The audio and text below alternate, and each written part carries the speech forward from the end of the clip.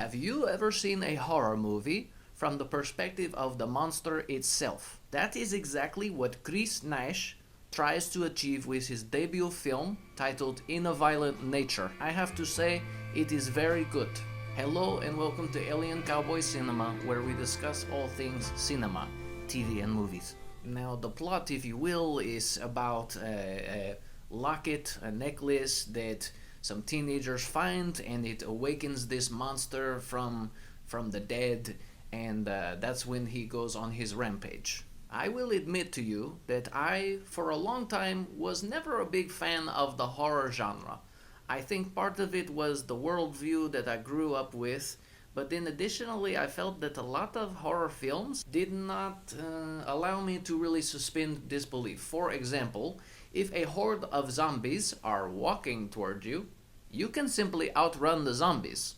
So movies like that just didn't seem very plausible to me, which, looking back in hindsight now, I realize is kind of ridiculous for me to look down my nose at the horror genre, because I mean there's plenty of other movies of different genres where it gets a little bit ridiculous sometimes. I mean, James Bond outrunning a bunch of machine guns, right? Or Jedi's outrunning all these stormtroopers shooting laser guns at them. At some point, you got to sit back and enjoy the ride, so to speak. So, when I'm thinking of a masterpiece horror film, I am thinking of a film like The Sixth Sense.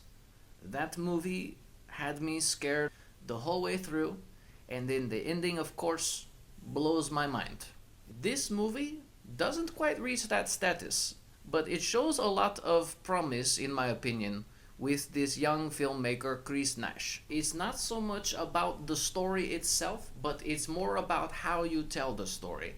It's more experiential than it is narrative driven, which makes a lot of sense because writer-director Chris Nash cited Terrence Malick as one of his influences, and he also said that a movie like Elephant influenced his style of this film as well. That is to say that this is a slow burner film playing on a lot of horror tropes or turning them inside out, which does echo a movie like Scream to me.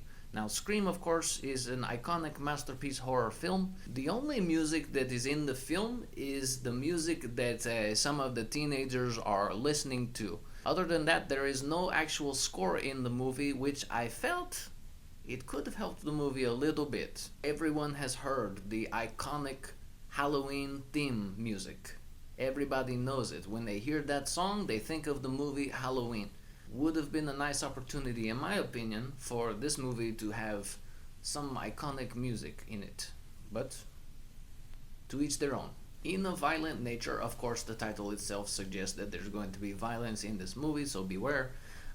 That being said, it had some pretty gruesome kill scenes, in my opinion, calling to mind some very traumatic viewing of a movie called Midsommar. It is very difficult for me to try to come up with ratings for movies that maybe do not so much fit my taste. This is a slasher horror film.